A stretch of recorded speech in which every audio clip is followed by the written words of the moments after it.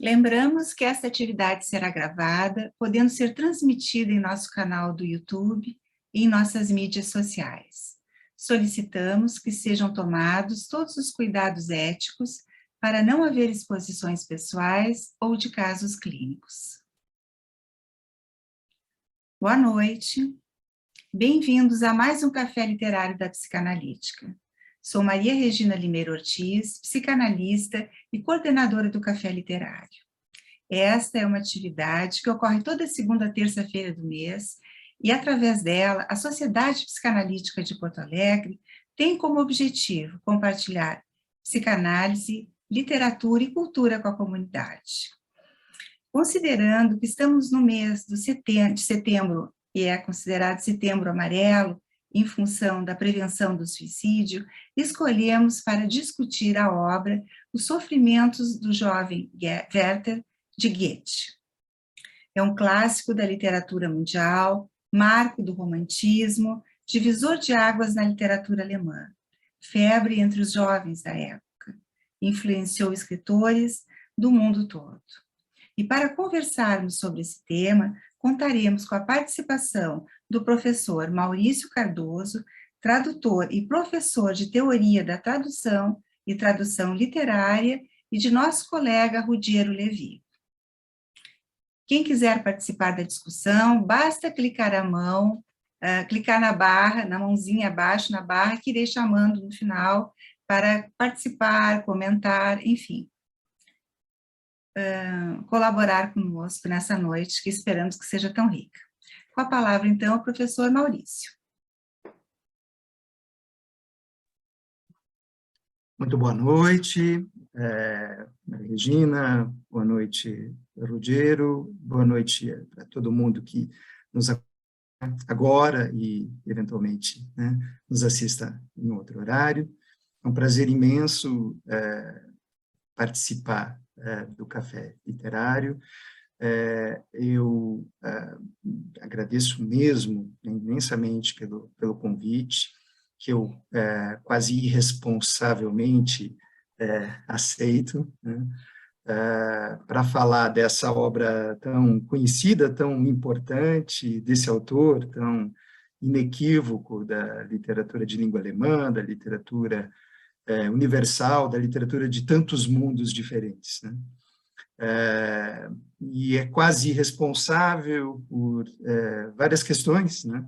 Primeiro, porque imagino que todos e todas aqui tenham muita escuta para o que se possa falar sobre essa obra, né, na direção de suas relações com a psicanálise, né, por óbvio, mas também porque, como conversávamos agora há pouco, não sei se posso me considerar exatamente um especialista nessa obra, nesse autor.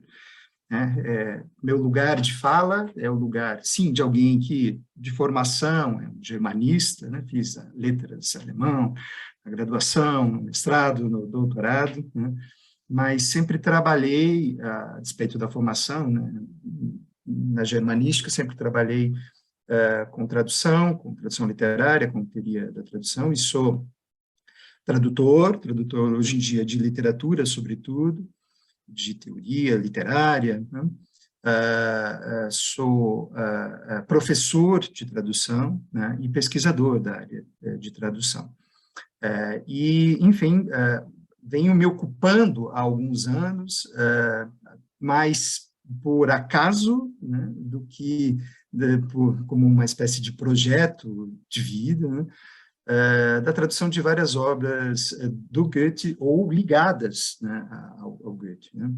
Traduzi a autobiografia do Goethe, de Minha Vida, Poesia e Verdade, uma obra bem interessante, muito importante, não apenas para estudiosos, né, da obra do Goethe, e o Werther, né, o próprio Werther, a tradução que saiu no ano passado, pelo selo da Penguin, e também venho trabalhando aqui em outros projetos ligados a ele, e que devem sair muito em breve.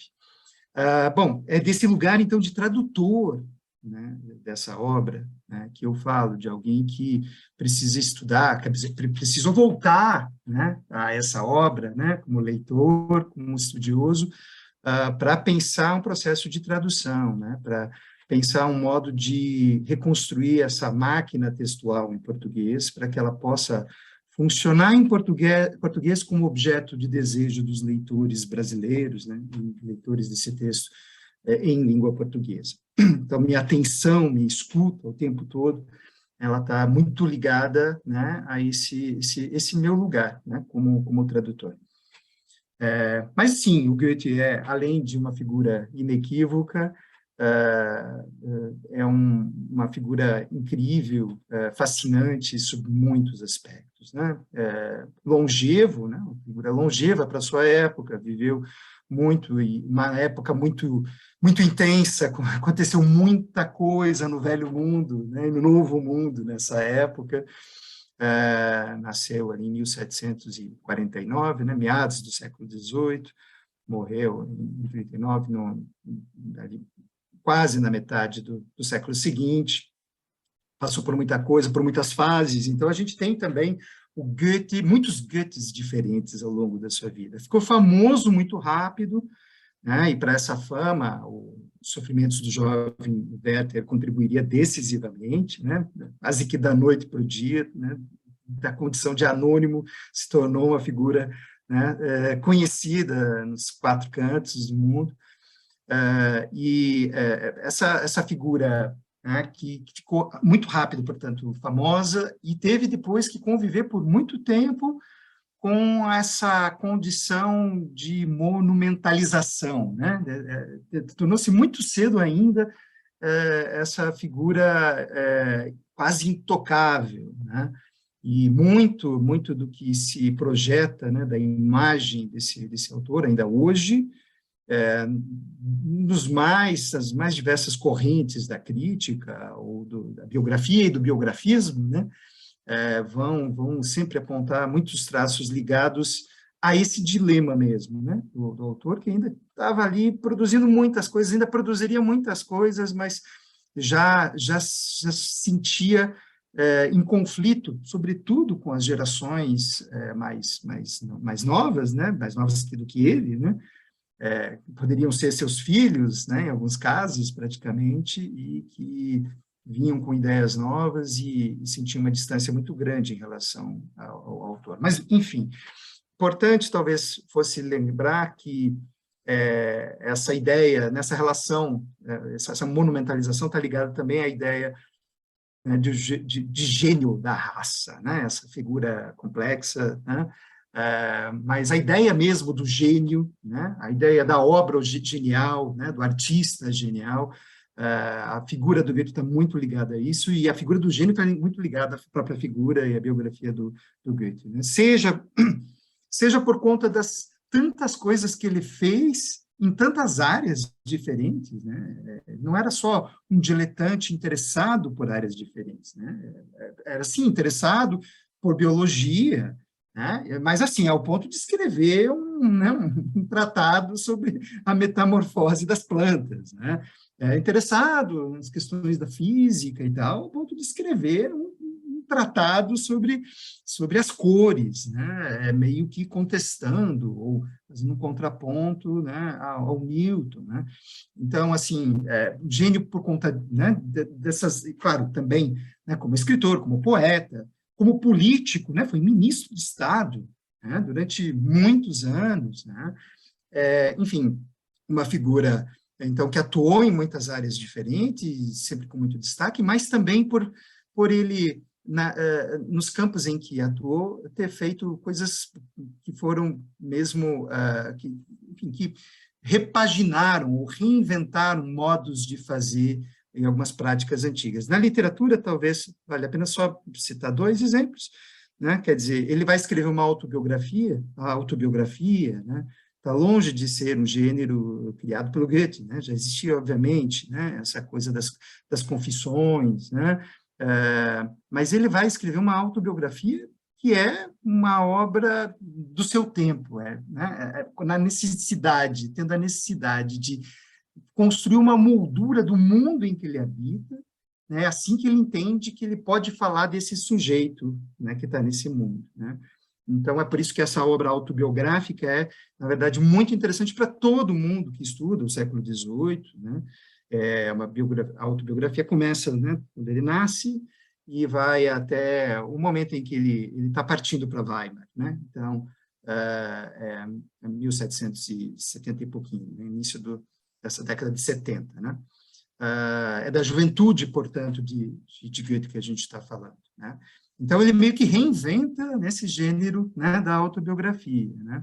Ele vai optar pelo romance, né, como uma das suas formas de expressão, e o romance, é bom lembrar, né, a ascensão mesmo do romance é do século XIX, do século XVIII, né, e no início do XIX, né, ele vai eleger o romance como um gênero interessante, né, vai contribuir muito decisivamente para essa ideia do romance de formação, por exemplo, né, o Wilhelm Meister, uma obra importantíssima nesse sentido, a própria autobiografia que ele escreve, né, e a mesma coisa ele vai fazer também com os sofrimentos do jovem Werther, que é uma obra, o romance epistolar, né? Não é o primeiro romance epistolar, aliás, pouco mais de uma década antes, né, da publicação dos sofrimentos do jovem Werther, na primeira edição, em 1774, né, o Rousseau já havia publicado aquelas famosas romance epistolar, né, Júlia ou A Nova Heloíse, né,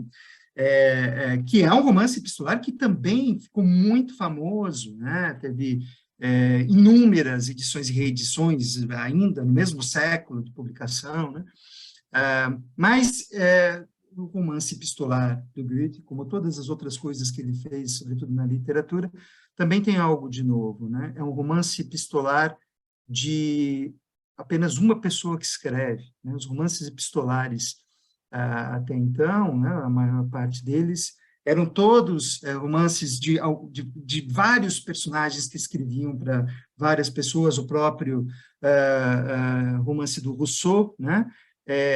A gente lê as cartas para Júlia, as cartas de Júlia, né?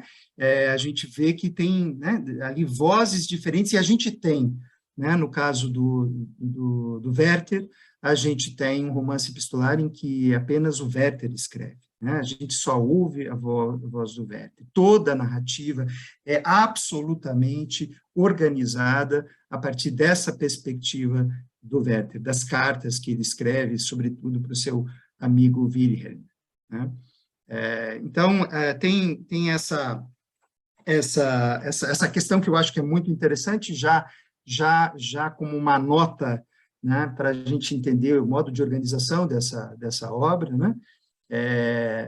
Não é à toa que não aparece a voz, né, do seu amigo Wilhelm, a não ser a partir do próprio filtro, né, verbalizado pelo próprio Werther, né? Bom, como muitos bem conhecido, essa é uma das obras que praticamente inventaram a ideia de fama literária, né? Muitas outras obras já tinham circulado muito e sido impressas muitas vezes, né? Mas essa obra, da noite para o dia, tornou, né, o Goethe de anônimo, né, numa figura amplamente conhecida na Europa, né? E a gente vai ter eventos, isso a gente pode falar depois, talvez, muito interessantes, porque pessoas, políticos e, né, figuras inequívocas na história da Europa, desse século XVIII para o XIX, né, foram leitores vorazes desse romance, né? E alguns deles vão encontrar com o Goethe anos depois, né? O Goethe já longe da sua fase de juventude, né? Mas justamente porque querem conhecer, né, o autor dessa obra tão famosa e pela qual tantas pessoas tiveram tanto apreço, né? Bom, o enredo, eu quero crer aqui que, em geral, é conhecido, né? Não vai ser um grande spoiler se eu disser que o nosso protagonista se suicida, se mata no final, né? Desculpa para quem não leu ainda, mas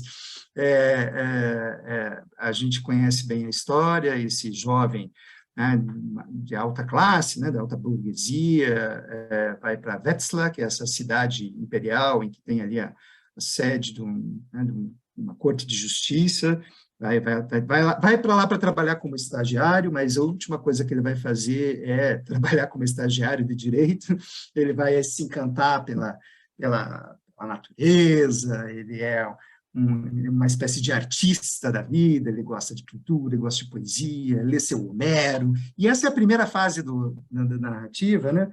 É o primeiro livro, sobretudo, que é muito festivo, é muito feliz, né? É também diretamente marcado pelo tempo, né? A estação é a primavera, começa, né? A primeira carta é de maio, do início do mês de maio, né? Então, a gente tem aqui, né, a natureza em floração, né? A gente tem a primavera, depois a gente tem o verão, né?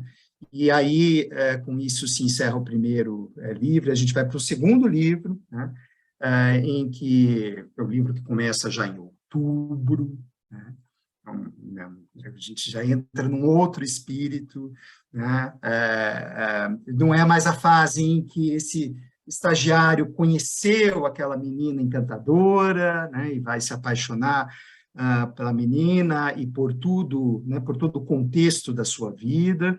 Né, no segundo livro, começam a pesar os encargos, né, de suas obrigações profissionais, né, começam as desavenças, os desencontros e tudo mais. E se no primeiro livro a gente tem o Homero, né, como a grande figura de referência, obra de referência, né? É o segundo livro, e até o final a gente vai ter aí já um outro livro que o acompanha, né? A gente vai passar de um Homero para o Ossian, que é esse autor meio que inventado, né? De uma tradição celta, de uma tradição antiga, né? E a gente tem, enfim, um outro tipo de referência também muito mais trágica, né? Um tipo de canto que canta a perda das figuras amadas e assim vai. Bom, e a última parte do texto é, na verdade, uma mudança drástica. Agora a gente não tem mais simplesmente as cartas, a gente tem uma outra instância, a instância do editor, que teria encontrado, teria reunido, né, cartas e falado com as pessoas, e estaria ali tentando costurar uma narrativa, né? Um fim de história, digamos assim, para aquilo que até então era narrado apenas na perspectiva das cartas, né?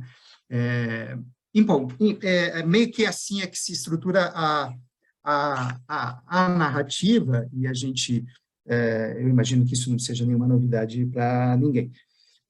Bom, é claro que talvez seja importante falar aqui das relações óbvias entre vida e obra, né? Essa foi uma questão que chegou, inclusive, a incomodar muito o próprio Goethe, não apenas o próprio Goethe, as próprias pessoas envolvidas também, porque, sim, claro que o Goethe toma muito do que ele viveu na época como ponto de partida, né, para essa narrativa, para a escrita do Werther, mas não necessariamente trata-se de, né, contar a história que ele viveu nessa cidade de Wetzlar, né?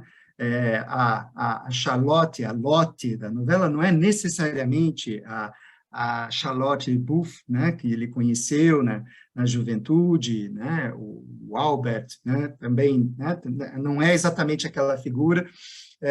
E essa relação, bom, é claro, a gente está falando, né, de uma obra que foi publicada em 1774, e a gente vai ter por muito tempo uma tendência forte da crítica, marcada, né, pela relação, pela leitura da obra à luz da biografia, né? E como a obra ficou muito famosa, também virou uma espécie de frisson, todo mundo queria queria conhecer, queria saber quem era aquela menina encantadora, onde ficava aquela cidadezinha de Valheim, tão encantadora, pela qual ele tinha se apaixonado, né?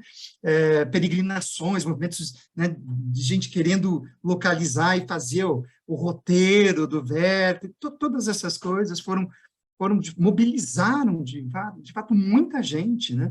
Nas primeiras décadas de recepção dessa obra, né?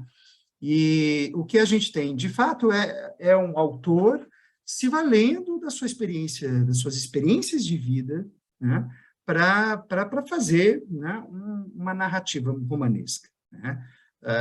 Não há necessariamente nenhum pacto, né, um compromisso de fidedignidade, né, com aquilo que ele tem efetivamente. Não se trata disso, trata-se de fazer o que praticamente todos os autores fazem, que é, né, partir da sua própria experiência, dos seus dilemas, das coisas que chamavam a atenção desse autor para escrever essa narrativa, né?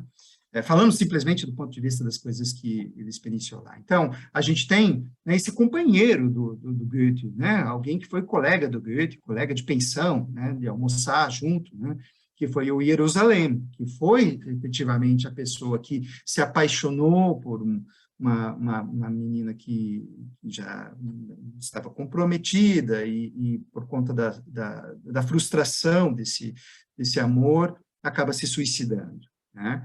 E o caso do Jerusalém chama a atenção do Goethe, não porque era apenas o seu amigo, e ele ficou muito marcado por isso, mas é porque não era o primeiro caso. Era um caso, de fato, já a questão do suicídio, essa é uma das, né, questões mais centrais dessa obra, né, também a razão pela qual estamos falando dela hoje aqui, né?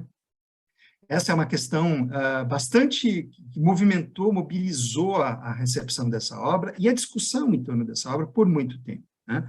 A gente pode mesmo pensar que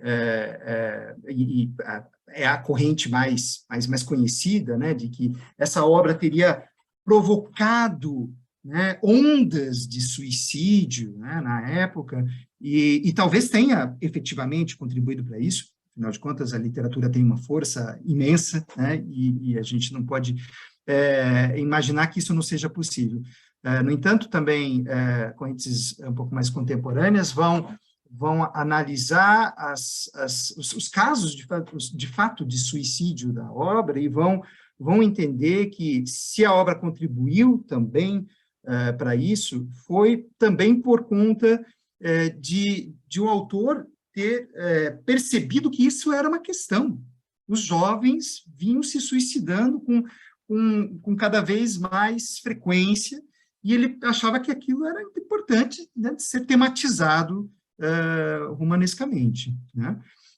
Então, eu acho que tem a questão do, né, quanto pode induzir uma obra, né, a esse tipo de ato, que é uma questão natural e que até hoje, né, é uma questão candente. Foi também razão para o banimento, para a proscrição dessa obra, né, em muitos contextos, né, porque, obviamente, moralmente condenada por conta, né, dessa prática, né, mas a gente pode pensar que também, uma outra perspectiva, que é uma obra que está, né, ali a serviço da representação desse fenômeno social que estava já acontecendo muito fortemente, né?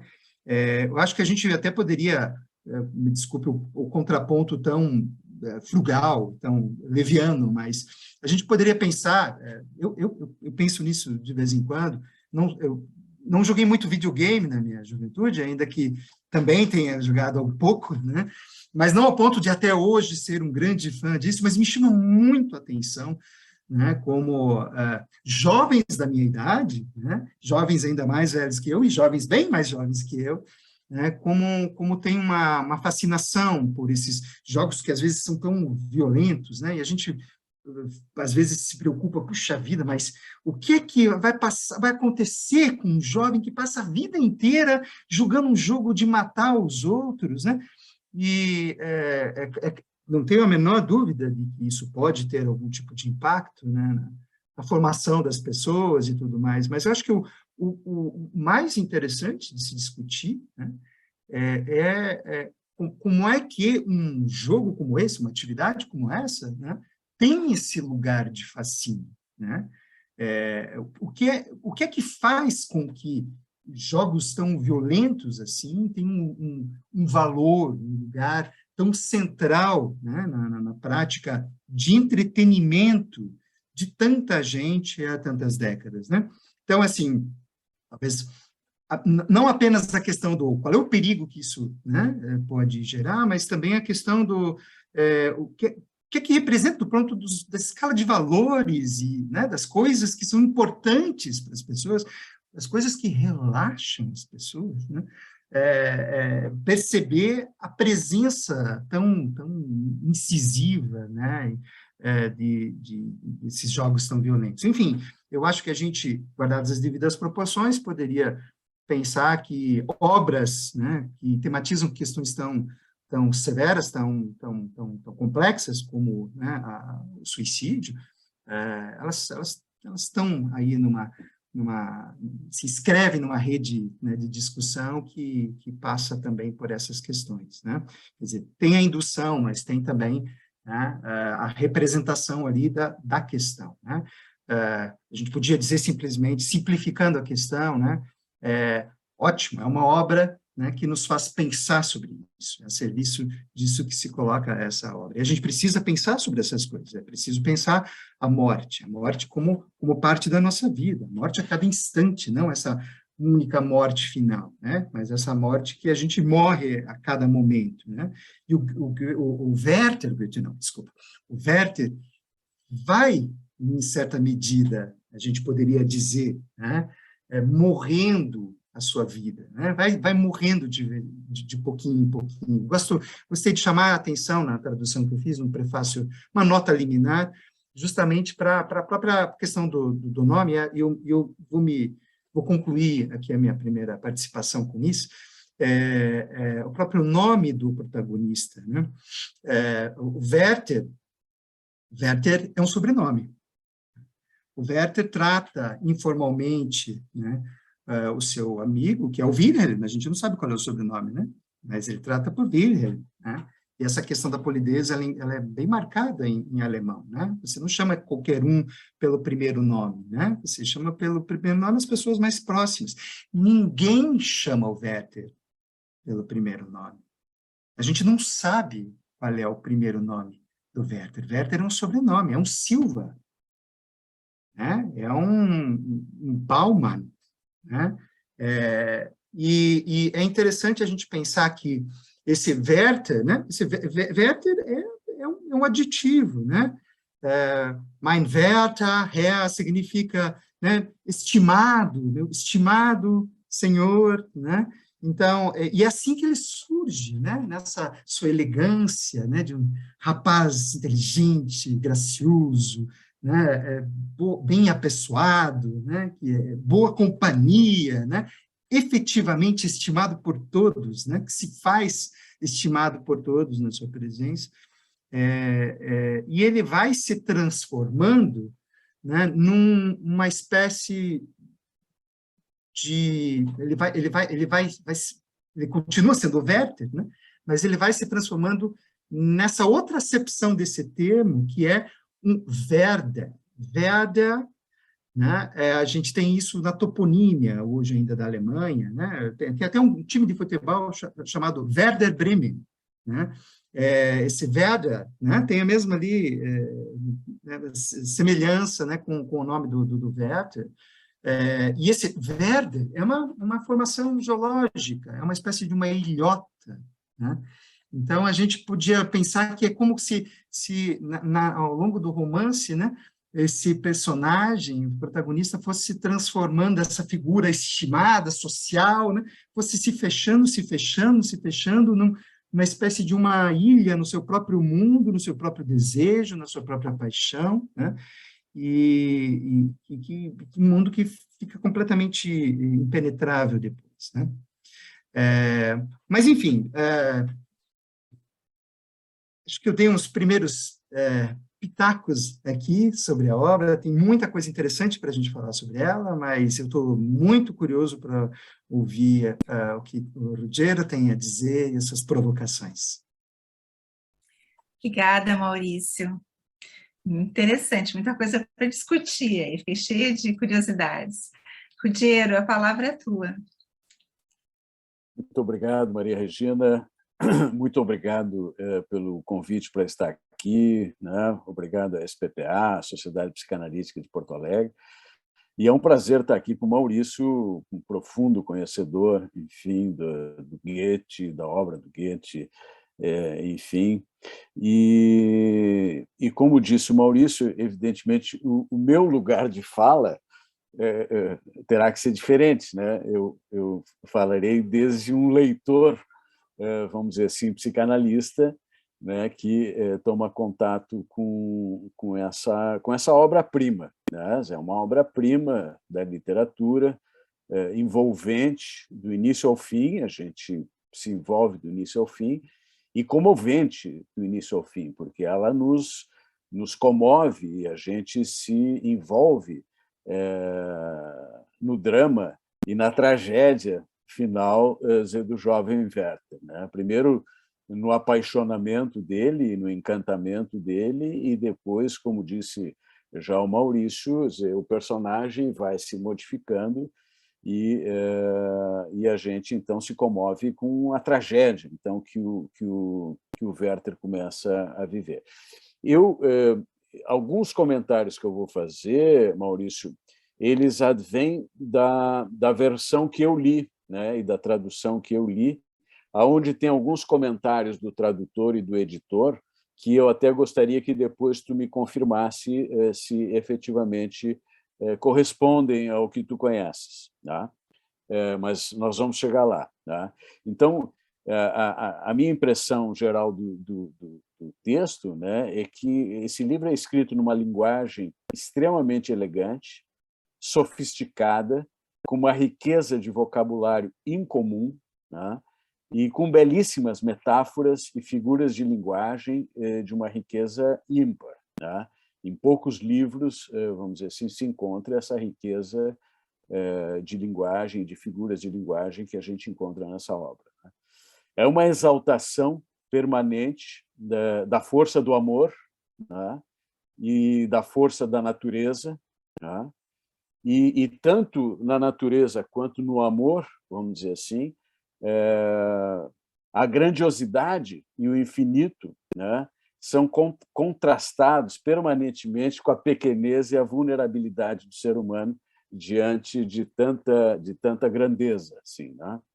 Há uma exaltação então permanente da beleza da natureza que conduz a uma exaltação da beleza da natureza humana e das paixões humanas, né? Mas o que eu achei interessante, do ponto de vista também de uma leitura como psicanalista, é o mistério permanentemente cultivado pelo Werther do que se passa na mente da amada dele, da Carlota, vamos dizer assim. Se a Carlota efetivamente está apaixonada por ele ou não, se a Carlota está apaixonada pelo homem a quem ela está prometida, né? E ele se debate com esse mistério ao longo quase de toda a narrativa e em alguns momentos ele tende, enfim, a entender que sim, ela está apaixonada por ele também, ela corresponde, em outros momentos que não, mas me pareceu extremamente rico, né, a manutenção desse mistério do início ao fim da narrativa, né?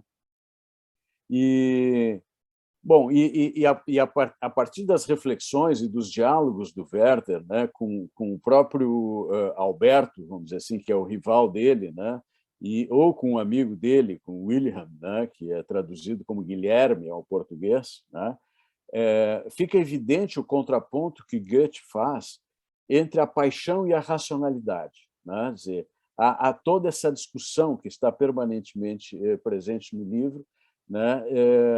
Sendo que, do ponto de vista do Goethe, a felicidade ela é equacionada com a capacidade de sentir e de viver intensamente as emoções, né?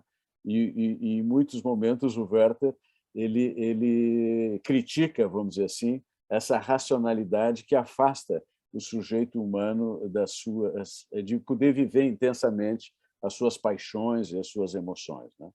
Me pareceu que há uma certa crítica, e aí, nesse tipo de comentário, eu gostaria também de te ouvir depois, Maurício, uma certa crítica ao racionalismo, né?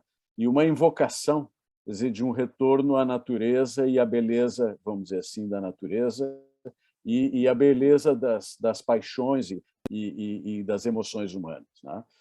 E eu tenho a impressão, e aí também eu queria te ouvir sobre isso, de que todo o movimento romântico ali, pré-romântico do século XVII e XVIII, tem esse espírito, né, do retorno à natureza, quer dizer, tanto ao mundo natural quanto à natureza humana em si, que seriam as paixões humanas, né? E a contemplação da natureza, né, assim como viver a intensidade das paixões humanas, seriam o que conduziriam, vamos dizer assim, à elevação da alma, a nobreza da alma, a nobreza do sujeito humano, né? E por isso alguns autores chamam, então, que essa seria uma estética do sublime, né? Porque ela conduziria, vamos dizer assim, o sujeito a uma elevação da alma, né? Bom, e ao longo de toda a leitura se compreende perfeitamente por que Freud considerava Goethe o seu predecessor, né? Quer dizer, em várias passagens o Freud diz isso, né? E se entende esse comentário do Freud, vamos dizer assim, porque o Goethe descreve com maestria a alma dos jovens personagens, né? Ele descreve o apaixonamento com todos os seus detalhes, descreve a dor do amor e do desejo não realizável, né? Os ciúmes permanentemente vivenciados por Werther, a inveja deste homem a quem a Carlota estava prometida, o sofrimento pelo mistério do que se passava na mente e no coração da Carlota, né? Ele era correspondido, ela realmente amava o outro a quem ela estava prometida. E isso que o Maurício já falou, o esvaziamento do eu na paixão, né? E a sua contrapartida, que é a idealização do outro, né?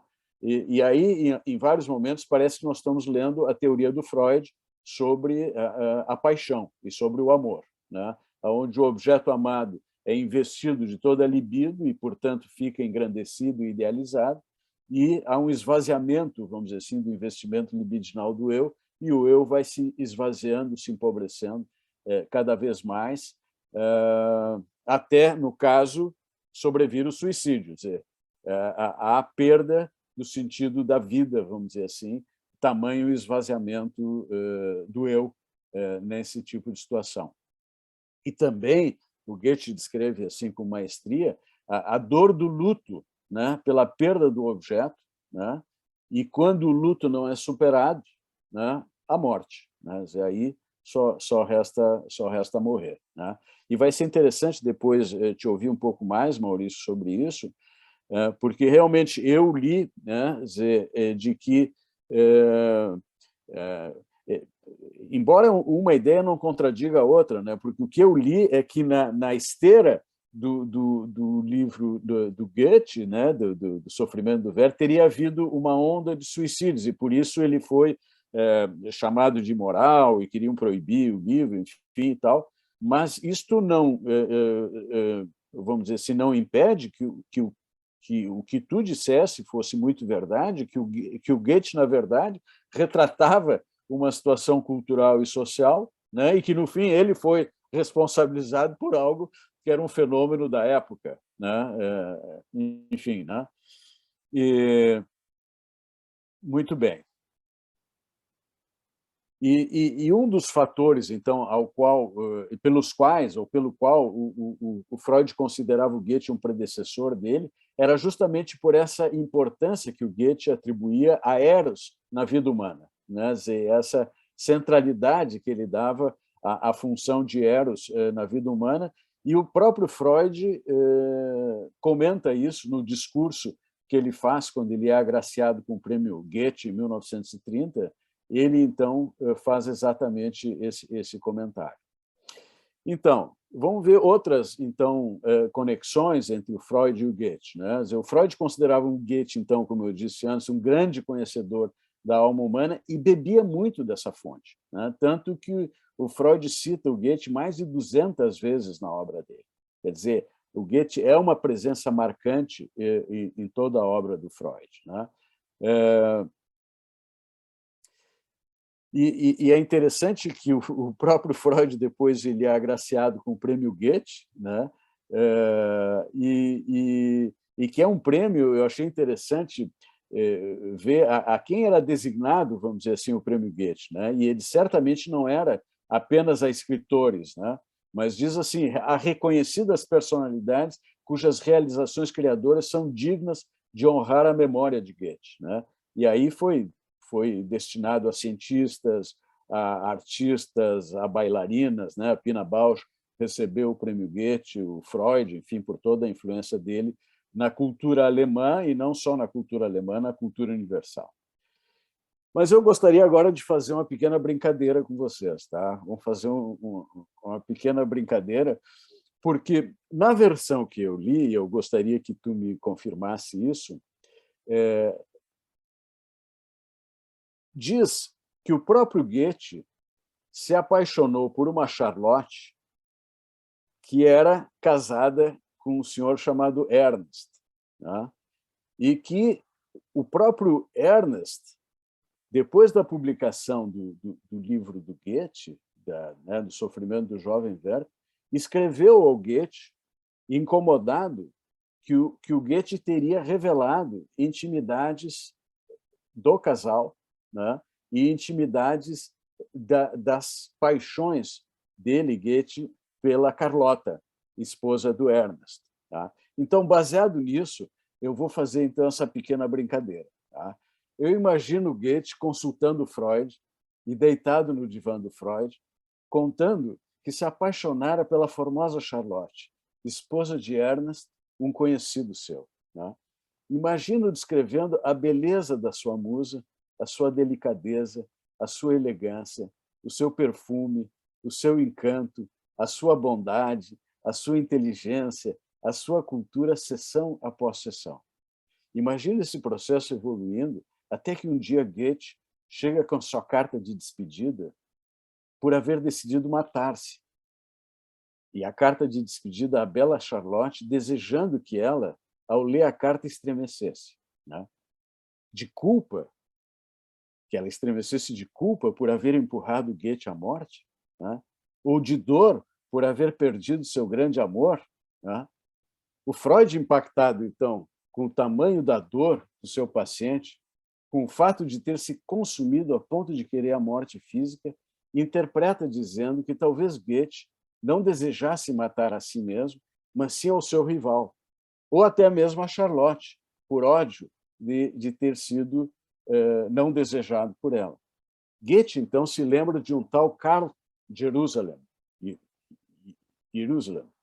que efetivamente matara-se por amor, né? E descreve todo o ritual macabro ao Freud, os bilhetes que ele deixara e as pistolas que ele obteve e tudo mais, né? Freud, então, compreende que o seu paciente estava elaborando, sublimando o seu desejo de morrer através da rememoração da morte real de Karl Jerusalem. Eu acredito, então, que esse romance teve efetivamente essa função elaborativa da paixão de Goethe, talvez por Charlotte, ou por outras paixões que ele teve ao longo da vida. Essa é outra possibilidade, porque ele era um homem que se apaixonava e se apaixonava com frequência, e se apaixonou por muitas mulheres, né? E do luto por esse objeto amado, tão desejado, porém impossível, que, na verdade, é o luto de todo o amor não correspondido, todo o objeto amado que é perdido, né?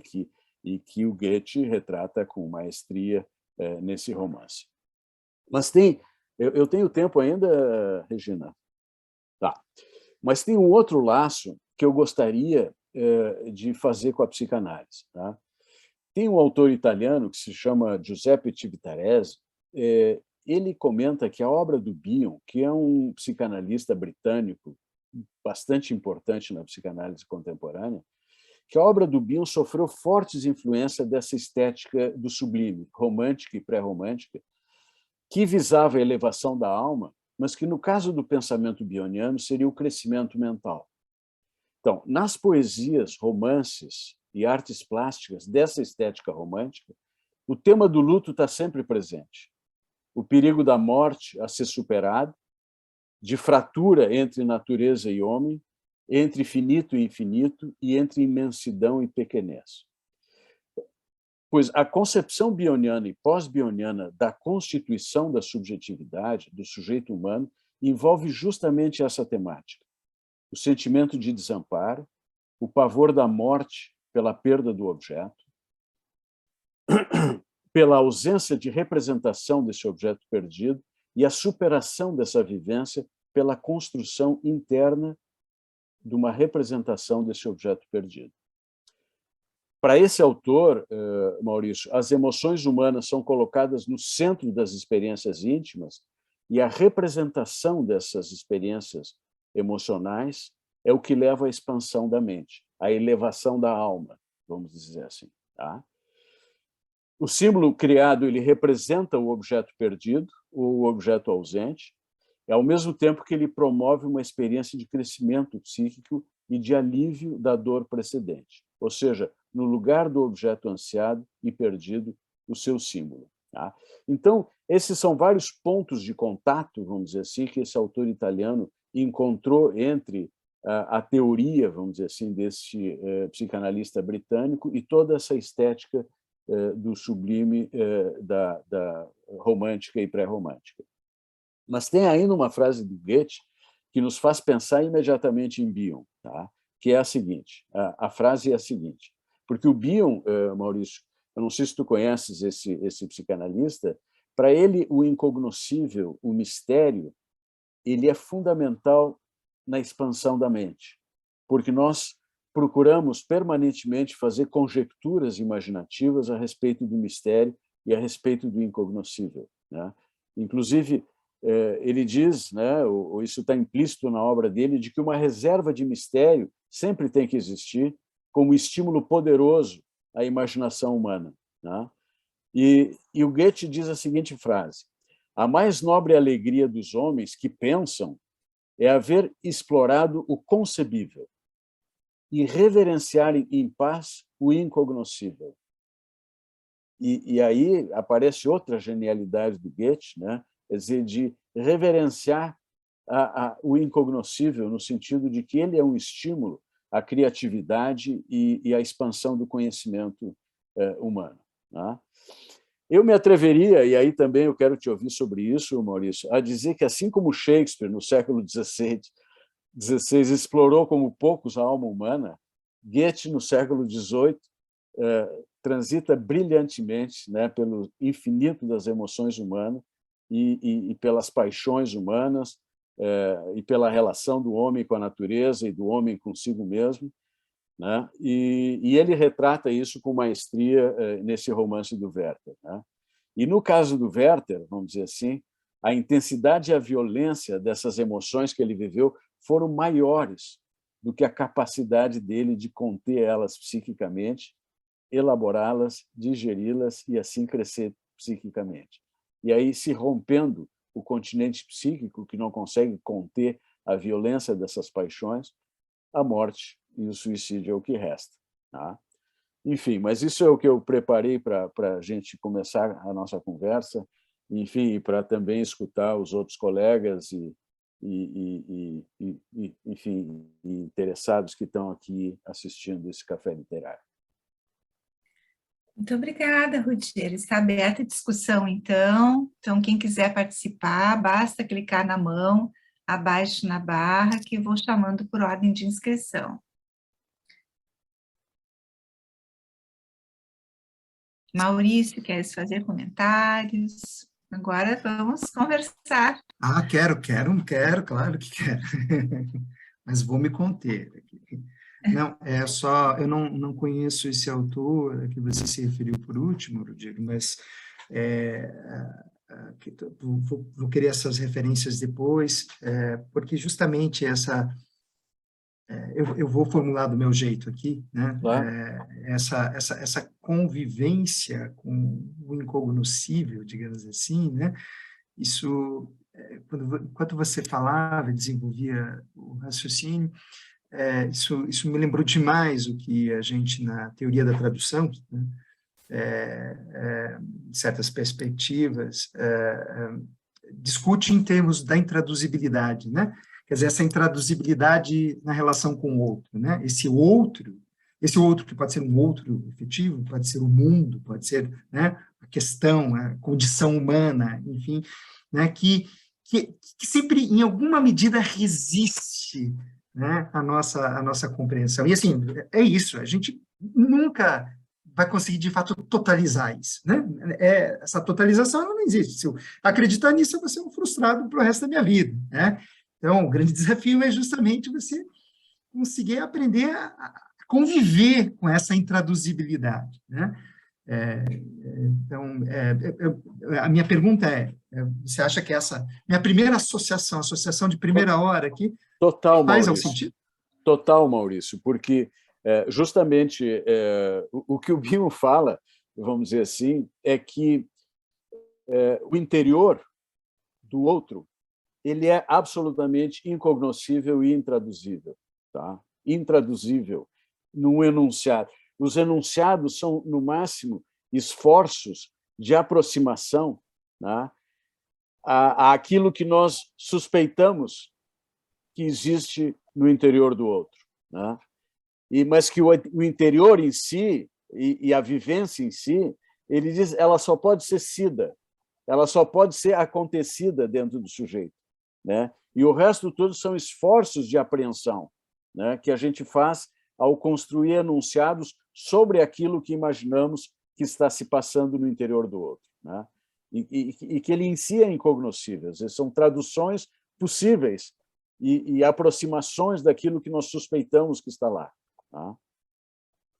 Que maravilha, que legal. Essa foi a minha primeira questão aqui, mas vamos ver se a gente tem outros colegas. Que é diferente de uma visão mais clássica, onde se acreditava de que era possível traduzir um dialeto no outro, tá? Ou seja, o que está acontecendo aqui dentro é isto aqui, isto aqui, isto aqui. Ou seja, que era possível fazer uma tradução quase perfeita, vamos dizer assim, de uma linguagem que é a linguagem do inconsciente, né, que é a linguagem das emoções, vamos dizer assim, numa outra linguagem, né, que desvelaria perfeitamente uma equação na outra. Isso aqui seria igual a isso, tá? E que isto, vamos dizer assim, contemporaneamente se pensa que isso não se passa assim. Quer dizer, de que quando dois seres humanos se aproximam, ou quando a gente se aproxima de uma obra literária, quer dizer, a gente suspeita que o que se passa ali pode ser isso, ou pode ser aquilo, ou pode ser aquele outro, e muito pelas emoções que ele desperta em nós, né? E muito pela vivência que nós temos em nós, que a gente pode fazer conjecturas sobre o que está se passando ali, né? Mas que são tentativas de apreensão, né? Não são traduções literais numa equação de igualdade, assim, né? Não, perfeito, perfeito. Isso me remete justamente a essa figura que é a figura de trabalho a partir da qual eu tento pensar a tradução, que é a figura da relação, né? A relação no sentido forte mesmo do termo, a relação com outro, relação com outro texto, com outra língua, né? A relação com o outro e nós mesmos, né? A relação conosco, né? E basicamente esse movimento epistemológico, né, a que você se refere, é basicamente a da ideia de que a relação é alguma coisa que acontece entre duas entidades postas, né, entre dois sujeitos completos, prontos, né, e que, inclusive, o fato de eles se relacionarem, né, não tem nada a ver com o que um é, o que o outro deixa de ser, né, como se duas pessoas pudessem se relacionar sem que a relação os transformasse em alguma medida, né, Claro. sem que as circunstâncias da relação os transformassem também, né? Quer dizer, sai dessa noção de relação para um tipo de relação que assume como ponto de partida já a inacessibilidade desse outro, né? O toque, né? A ideia dessa figura, talvez uma das mais, né, mais poderosas, assim, para a gente imaginar a relação com outra, mas eu chego e ponho o dedo, né? Eu encosto, eu toco, eu chego no outro, o toque não chega no outro, né? Sim, sem dúvida. Essa noção de proximidade, aliás, olha, uma noção que a gente usa quando fala de tradução, né? Que uma boa tradução tem que ser muito próxima ao original, mas olha, o próximo, né? O próximo não é a confusão das coisas, né? A proximidade, ela presume uma distância mínima, né? Que Claro. torna, inclusive, uma coisa, outra coisa, né? Então, acho que é justamente, me lembra isso, né? Essa mudança para uma outra noção de relação, né? Essa relação que a gente percebe que existe quando ela resiste, quando ela é atrito, né? Quando alguma coisa parece que não funciona, Claro. né? Aí ela se manifesta, né? A gente vê, opa, né? Tem uma relação aqui. Mas, enfim. Temos um inscrito, o Juarez Guedes Cruz. Pode colocar o Juarez na tela, Cris. Temos também a Ellen Epifânio. Acho que pode colocar os dois, quem sabe? Bom, em primeiro lugar, Maurício e Ruggiero, né, muito obrigado pela excelência assim, da apresentação de vocês. Né? E parabéns à Regina pela escolha dos dois para compor essa mesa. Né? Muito boa. Uma questão que eu queria trazer aqui, né, para vocês comentarem, é a questão assim para muitos escritores, para muitos artistas, o papel da arte, do exercício da arte, como uma técnica, quase uma tática de sobrevivência psíquica. Eu acho que o Goethe, nessa obra, Os Sofrimentos de Werther, e na sua obra máxima, o Fausto, né, onde o protagonista faz um pacto com o demônio, vende a sua alma ao demônio, né, em busca, né, do conhecimento total. Essas duas vivências, tanto o pacto estabelecido pelo protagonista com o demônio, quanto o suicídio do Werther nessa obra, Os Sofrimentos do jovem Werther, né, esses personagens dão saída para um conflito enlouquecedor. Eu imagino assim, se o Goethe não tivesse a felicidade, né, o talento para escrever o que escreveu, né, provavelmente essa vivência enlouquecedora poderia levar ao suicídio, né, poderia levar à psicose demoníaca.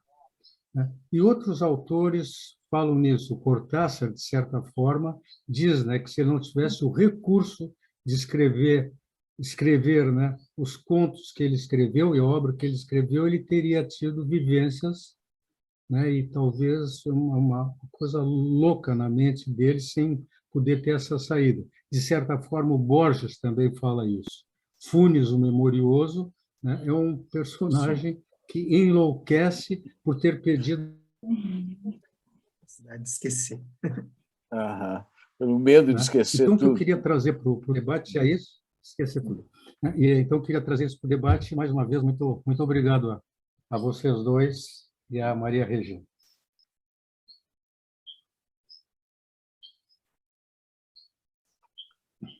Ellen?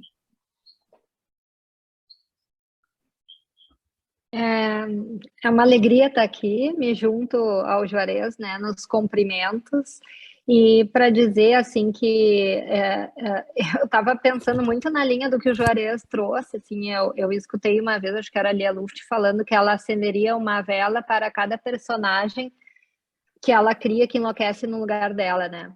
E essa obra especialmente me ajudou num caso que o Juarez até me ajudou, me acompanhou, né, como supervisor, e que tem uma frase que eu citei como epígrafe de um trabalho que eu gostaria de escutá-los, assim, porque eu acho que a nossa tarefa analítica tem a ver com isso, assim, é na página 68, quando ele descreve assim: a natureza humana tem os seus limites, ela pode suportar até certo ponto a alegria, a dor, o sofrimento, e sucumbe caso ele seja ultrapassado, né? E eu acho que os pacientes que nos procuram é porque muitas vezes esse sofrimento, né, ultrapassou esse limite. No caso mais trágico seria o suicídio, mas seja psicossomaticamente ou de formas diversas. Então gostaria de escutá-los e é uma alegria estar aqui. Uhum. Você, Maurício. Queres começar, Por Maurício? favor. Hein? Não, aí eu Bom, sou estranho no ninho. Tá, eu vou Mas começar. vamos falar. Mas eu tenho exatamente essa impressão, viu, Juarez? Inclusive, quando eu faço essa brincadeira, né, do Goethe deitado no divã do Freud, né, é justamente essa ideia. Eu acho que o romance que o Goethe escreveu efetivamente ajudou ele a digerir todas essas paixões e todos esses lutos por todos esses objetos amados e perdidos e impossíveis, né, que ele teve ao longo da vida, né? Pode ser concretamente com esta Carlota, por quem ele teria se apaixonado, ou por todos os outros objetos, os amores da vida dele não realizados, ou todos os lutos que ele teve que passar, e que efetivamente o que permitiu a sobrevivência dele, quer dizer, foi poder elaborar isso num plano simbólico, no plano da arte, no plano da criação, enfim, da sublimação dessas paixões todas, né? E eu me lembrei também do Meltzer, né, quando ele fala Meltzer é um outro psicanalista britânico que desenvolveu muito, estudou muito a relação, vamos dizer assim, da arte com a psicanálise, né? E da experiência estética na arte e a experiência estética na psicanálise, né? Inclusive, ele coloca a experiência estética na psicanálise como a primeira forma de conhecimento do outro, quer dizer, a partir da emoção que o outro me provoca. E que essa seria a primeira categoria de conhecimento do outro, seria a partir das emoções vividas na experiência do outro. Mas, enfim, nos estudos dele sobre a importância da arte na vida humana, ele diz assim, de que as obras-primas, ele diz que são um sermão do irmão mais velho aos irmãos mais novos, né? Ou seja, de como o irmão mais velho, o artista, o escritor, mostra aos irmãos mais jovens como ele superou o luto, como ele superou a loucura, como ele superou a perda, como ele superou as ansiedades depressivas e as ansiedades de todos os tipos, e de que ele mostra aos irmãos mais jovens, dizer, como ele fez isso, como ele passou por esse processo, ao mesmo tempo que ele ajuda os irmãos mais jovens a elaborarem as suas tristezas, as suas ansiedades, as suas angústias, através da obra, né, durante a sua leitura ou a sua apreciação, no caso de uma obra, enfim, de artes plásticas, né? E eu acho que sim, Ellen. Bonita essa citação que tu fazes da Lia Luft, né? E essa lembrança que tu fazes, né? Porque, de fato, né, dizer, se para o escritor cada personagem, vamos dizer assim, que ele cria, o protege da loucura, né? Quer dizer, os personagens que nós criamos nos sonhos e que os nossos pacientes criam nos sonhos nos ajudam a superar a nossa loucura também, né? E ajudam a superar as suas angústias e as suas aflições. E a gente sabe que os pacientes que não conseguem sonhar, muitas vezes enlouquecem de verdade, né? Enlouquecem de verdade porque justamente não conseguem criar esses personagens e não conseguem digerir essas aflições no plano do sonho, no plano simbólico. Então, eu acho que sim, eu acho que são táticas de sobrevivência que o ser humano tem, que é a capacidade de sonhar as suas emoções. Muito legal. Eu, obviamente, não tenho como reagir a essas perguntas do ponto de vista de um psicanalista, que eu não sou. Mas eu vou fazer uma formulação aqui, talvez seja meio simples, simplista, mas já que a gente falava agora há pouco mesmo, né, dessa relação com o outro, né, desse outro ao qual a gente nunca chega de fato, então esse outro que é sempre um outro para nós, esse outro existe lá, né? Mas o outro com o qual a gente se relaciona, a gente poderia assumir que é sempre essa imagem do outro, que a gente vai reescrevendo, né, a cada instante. Então, hoje, pela primeira vez aqui, eu tive a oportunidade de ouvir o Ruggiero, conversar com o Ruggiero, né? Vou começando aqui a escrever essa minha primeira relação, né, com esse outro, é uma forma de escrita, né, desse outro, né?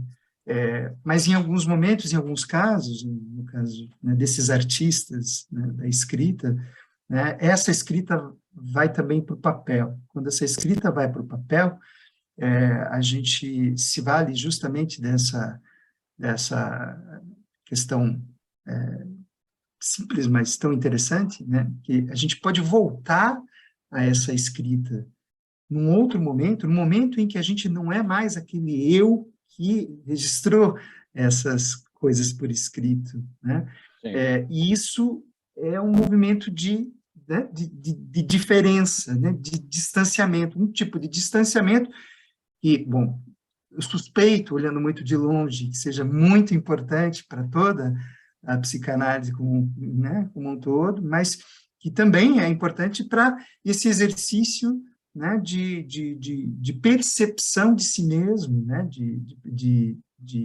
não análise de si mesmo necessariamente, mas né, de olhar para si mesmo, de perceber coisas, né, com as quais a gente se alegra muito, com as quais a gente né, não consegue conviver, e coisas sobre as quais a gente vai pensar. E acho que isso, como uma espécie de pequeno engenho, né, é o que pode mover grandes escritores a escrever essas grandes obras, né, que são também uma forma de enfrentamento da sua própria vida, né? Então, minha formulação é um pouco mais simples, mas eu, né, fico pensando nessa relação com o outro como uma forma de escrita, né? E isso é um motorzinho, né, que talvez mova, né, essas coisas todas. Elza Suzemil, Grayson, pode colocar na tela, Elza? Olá, boa noite. Olá, boa noite. Eu sou Elza Suzemil, aqui da Sociedade Brasileira de Psicanálise de São Paulo, e estou me sentindo assim um pouco intrusa nesse grupo aí todo conhecido de vocês, mas queria dizer que estou muito feliz de estar participando, né? Porque esse tema me interessa muito e, enfim, estou aproveitando muito aí a conversa, né? Sou tradutora também, então, colega do Maurício, né?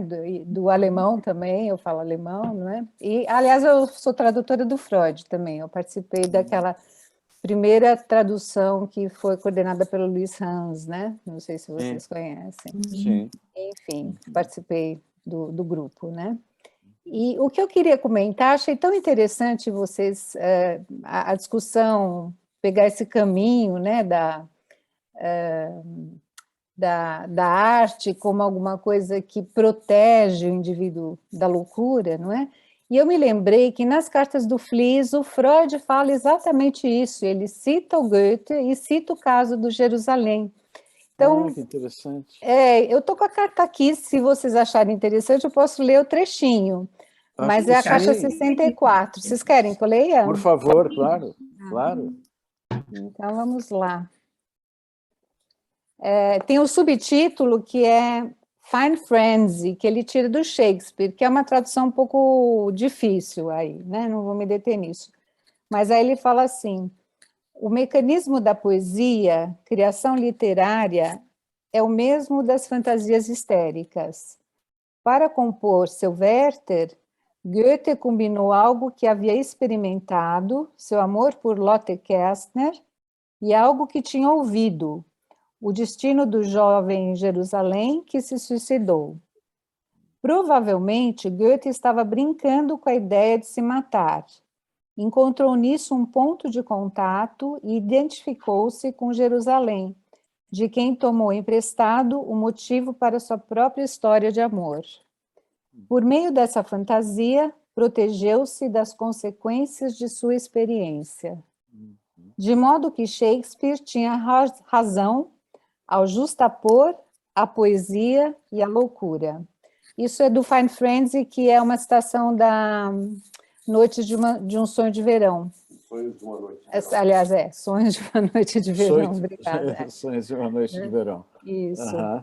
Então, eu achei bacana, porque vocês estão falando exatamente isso, e, enfim, ele também já estava nessa trilha. Está na carta 64, que é de... aqui, 31 de maio de 1897, para quem quiser ler a carta toda. Que interessante, né? Isso, Elza. Muito bacana, né? É bacana porque a gente, vamos dizer assim, chega a entendimentos muito similares, porque eu tive essa impressão, né, de que o Goethe toma a parte final do romance, justamente ele toma emprestado toda a história do Jerusalém, né, do Carlo de Jerusalém, né, que se mata e se suicida em função, né, disse de uma paixão, enfim, não correspondida, e que ele provavelmente, vamos dizer assim, sublimou as fantasias de morte ou as fantasias de se matar através do próprio Jerusalém e se protegeu disso e elaborou no plano psíquico, vamos dizer assim, essa desilusão e esse luto, né? É muito interessante tu trazeres essa hipótese do Freud, muito, muito rico. E tem aí também, já contém a ideia do continente mental, né? Exatamente, exatamente, né? E que não sei se baixou o teu volume. No microfone, Elisa. Isso. Elza, baixou. Elza, desculpa. Então, já está com a ideia também, já contém a ideia do continente, né? Do continente mental para a loucura, né? Que claro, porque o continente justamente se cria pela capacidade, vamos dizer assim, de representação das emoções vividas, né? E se o sujeito não consegue, vamos dizer assim, conter essas emoções, quer dizer, isso leva à ruptura do continente, que seria a morte ou a loucura, né? É impressionante como a gente vai encontrando sempre lá, né, os germes, como ele diz, né, os germes do Mefistófeles, né, os germes de vida. Agora, já que eu também estou com a palavra, eu queria também jogar aí mais uma ideia, queria ouvir vocês a respeito, porque eu também acho que a gente pode pensar, ler o Jovem Werther como um estudo sobre alucinose, sobre estados de alucinose. Queria saber se vocês têm alguma ideia, se ocorreu isso para vocês também, não é? Porque ele fica muito tomado também. A gente pode olhar por um plano assim mais romântico do apaixonamento, mas é um apaixonamento que beira estados de alucinose também, né? E até o desenlace também. Enfim, a gente poderia pensar nesse sentido, né? O desenlace do suicídio, porque se fosse um desenlace para um lado mais amoroso, talvez não acabasse em morte, né? Enfim, é um terreno aí, né? Queria saber se vocês pensaram. Eu teria algo a te dizer sobre isso, mas eu quero escutar o Maurício antes. Por favor, Maurício.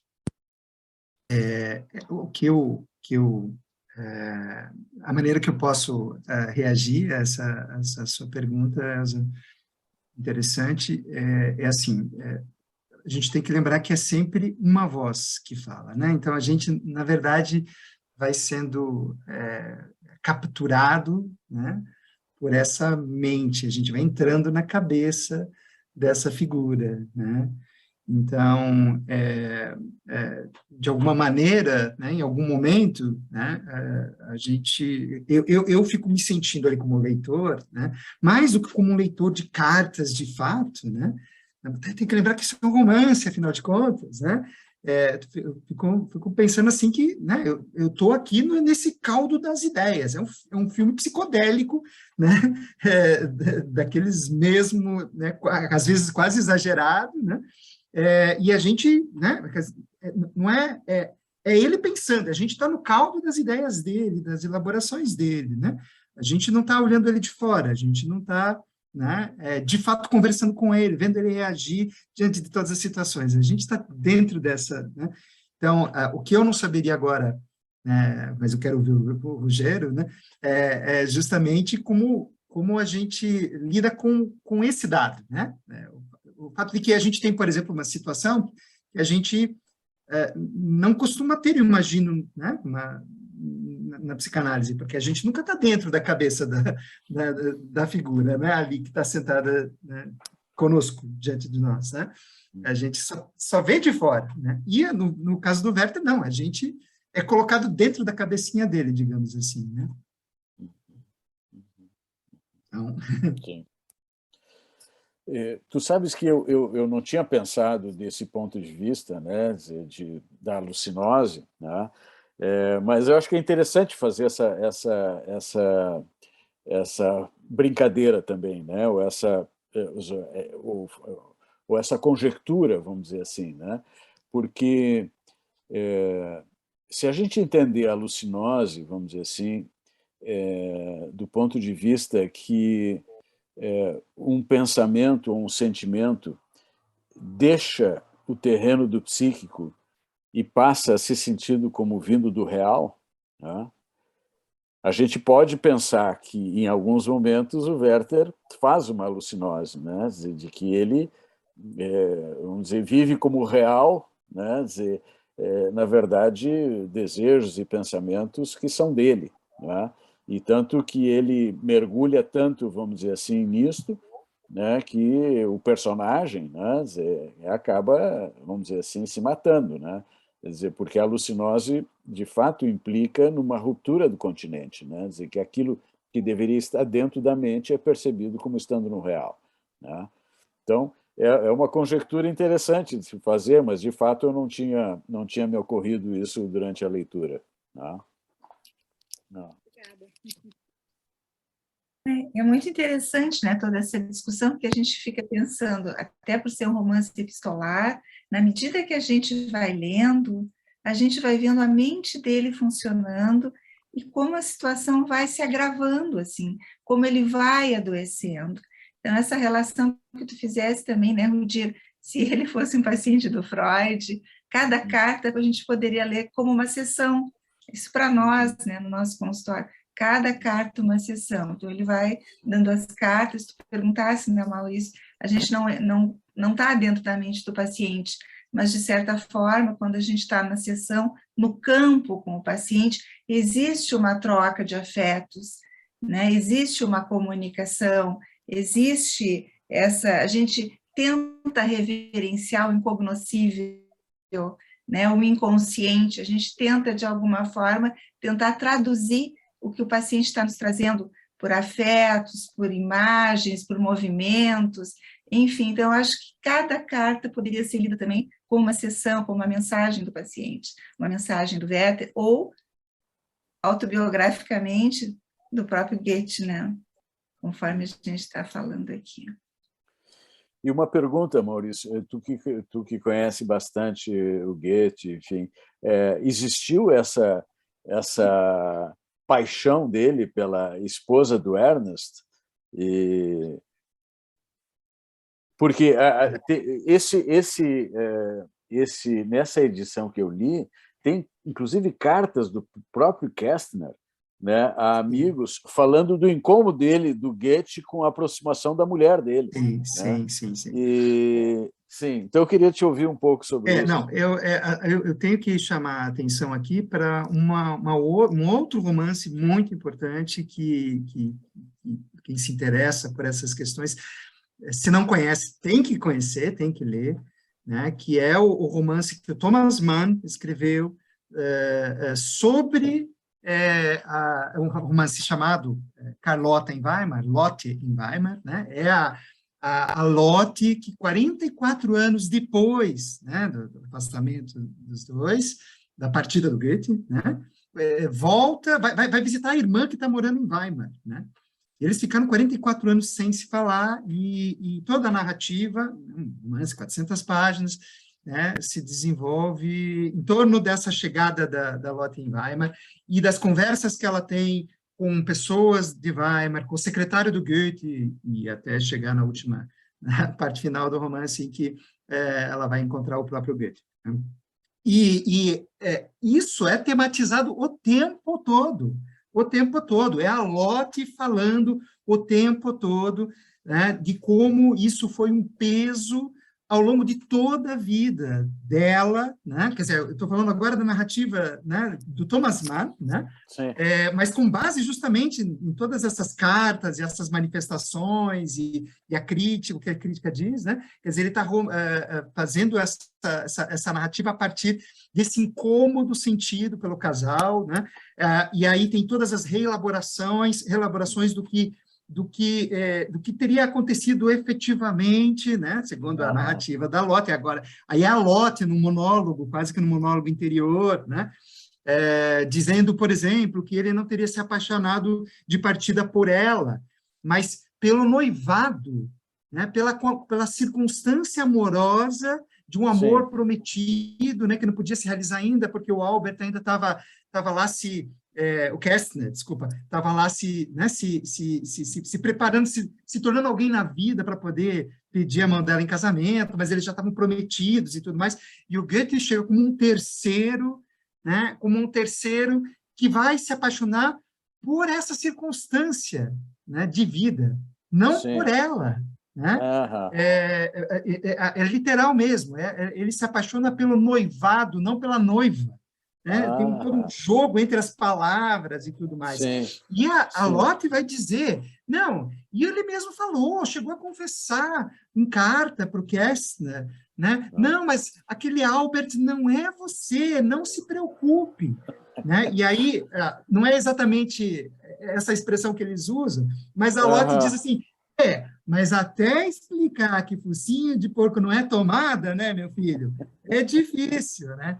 Porque aí, apesar de ele escrever para o Kästner, ele dizia, não liga não, isso não tem nada a ver contigo, né?